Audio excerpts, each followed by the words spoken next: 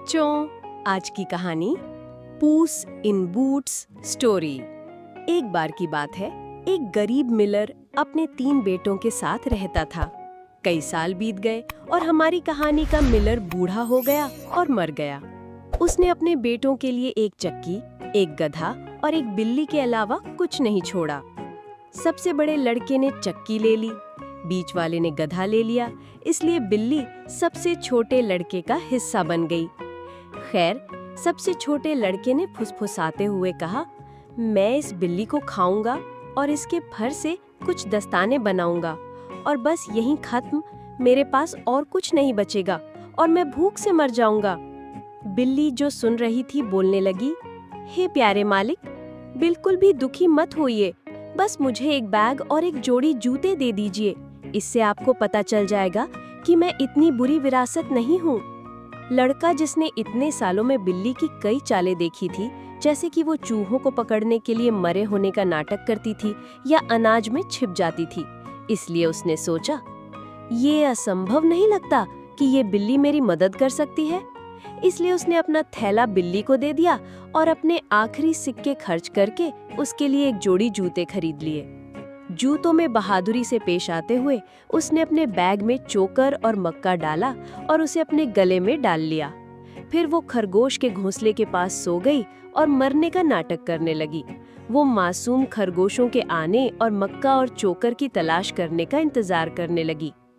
कुछ ही देर बाद एक बेवकूफ शरारती खरगोश आया और उसके थैले में कूद गया। पूस ने जल्दी से थैला बंद कर दिया। पकड़े जाने से खुश होकर वो महल में गई और सम्राट से बात करने के लिए कहा, ओ महामहिम, मैं आपके लिए एक योद्धा खरगोश लाई हूँ। मेरे गर्वित स्वामी काराबास के मार्किस ने मुझे आपके सामने पेश करने का आदेश दिया है। अपने स्वामी से कहो कि मैंने उनका धन्यवाद किया है और उन्होंने मुझे बहुत प्रसन्न किया है। इसके बाद पूस पुनः मकई के खेत में छिप गई। उसने अपना थैला खुला रखा और जब कुछ तीतर उसके पास आए तो उसने थैला बंद कर दिया और उन दोनों को पकड़ लिया और राजा को ये तीतर भेंट किए, जैसा उसने पहले खरगोश को भेंट किया था। राजा ने भी उसी तरह तीतरों को बड़ी खुशी से स्वीकार किया और उसे पीने के लिए कुछ पैसे दिए। इस प्रकार बिल्ली 2 या 3 महीने तक राजा के लिए उपहार लाती रही तथा हमेशा यही कहती रही कि ये उपहार उसके स्वामी काराबास के माकिस की ओर से है। एक दिन उसने महल में सुना कि राजा अपनी गाड़ी में नदी किनारे घूमने की योजना बना रहा है और उसने अपनी बेटी को भी साथ ले जाने का फैसला किया। राजकुमारी राज्य की सबसे खूबसूरत लड़की थी। पूस इन बूट्स ने अपने मालिक से कहा, मेरे बताए रास्ते पर चलो और तुम्हारा भविष्य बन जाएगा। तुम्हें बस नदी में जाकर नहाना है। उस जगह पर जो मैं तुमसे करने को बोलूं, तुम वो ही करना और बाकी सब मुझ पर छोड़ देना। सबसे छोटे बेटे ने वैसा ही किया। जब वो नहा रहा था तभी राजा वहां से गुजरा और बिल्ली चिल्लाने लगी, मदद करो, मदद करो, मेरे प्रभु काराबास के माकिस डूब रहे हैं। इस आवाज को सुनकर राजा ने अपना सिर बस की खिड़की से बाहर निकाला और ये देखकर कि ये वही बिल्ली है जो उसके लिए कई बार अच्छी चीजें लाता था, उसने अपने पहरेदारों को आदेश दिया कि वो जल्दी से बिल्ली के मालिक काराबास के माकिस को बचाएं। जब वो गरीब माकिस को नदी से बाहर निकालने में मदद कर रहे थे तो बिल्ली गाली के पास आई और राजा से कहा कि जब उसका मालिक नहा रहा था तो कुछ चोर आए और उसके कपड़े चुरा लिए। चोर, चोर, वो कराहा उठी। इस चालाक बिल्ली ने कपड़ों को एक बड़े पत्थर के नीचे छिपा दिया था। राजा ने तुरंत अपने पहरेदारों को अच्छे कपड़े लाने का आदेश दिया।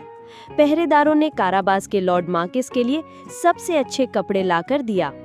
राजा को काराबास के लॉर्ड माकिस से मिलकर बहुत खुशी हुई। मिलर का लड़का शाही कपड़ों में बहुत सुंदर लग रहा था। राजकुमारी ने उसे चुपके से देखा और जल्दी ही वो उसके शिष्टाचार और अच्छे लुक्स के कारण उससे प्यार करने लगी। राजा ने उसे गाड़ी में बैठने और उनके साथ चलने का आमंत्रित किया। बिल्ली अपने लक्ष्य को पूरा होते होते देखकर जश्न मनाते हुए गाड़ी के आगे चलने लगी। थोड़ी देर बाद उसने अपने देशवासियों को घास काटते हुए देखा। ओ तुम दयालु लोगों, मैं तुम्हें राजा को ये बताने का आदेश देती हूँ कि ये घास का मैदान मेरे स्वामी काराबास के मार्किस का है, अन्यथा मैं उन पहरेदारों को तुम सबको मार डालने का आदेश दूंगी। कुछ क्षण बाद राजा ने देशवासियों से पूछा, इस घास के मैदान का मालिक कौन है, जहां आप घास काट रहे हैं दोस्तों? उन्होंने एक स्वर में कहा, मेरे प्रभु काराबास के मार्किस को, क्योंकि बिल्ली ने उन्हें मौत के घाट उतार देने की धमकी दी थी।